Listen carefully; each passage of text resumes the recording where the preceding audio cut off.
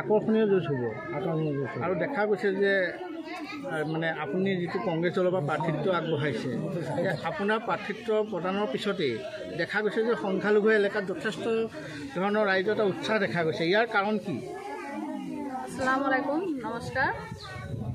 ইয়াৰ কাৰণ যিটো মানে আছে ধৰক আমাৰ মাইনৰিটি মানুহৰ ওপৰত বিজেপি চৰকাৰে যেনেকুৱা অত্যাচাৰ কৰি আছে বাৰম্বাৰ এটাৰ পিছত এটা হৈয়ে আছে, কিন্তু এইটো চবেই গম পায়।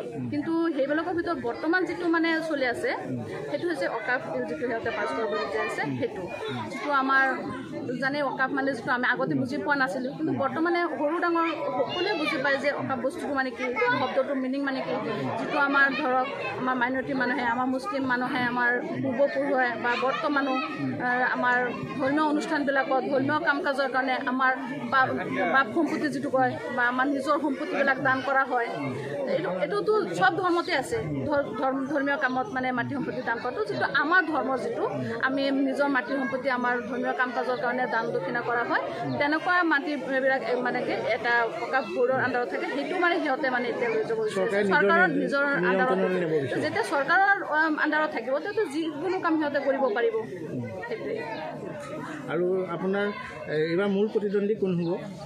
মোৰ প্ৰতিনিধিত্ব মোৰ বিজেপিৰ পৰা জেচমিন নে কি কিবা আছিলে, তেখেতটো মানে বিজেপিৰ পৰা প্ৰাৰ্থিত্ব লৈছে, কিন্তু মোৰ লগত কোনো মানে ভোটৰ ক্ষেত্ৰত যে মানে তুলনা কৰিব তেনেকুৱা মই পোৱা নাই।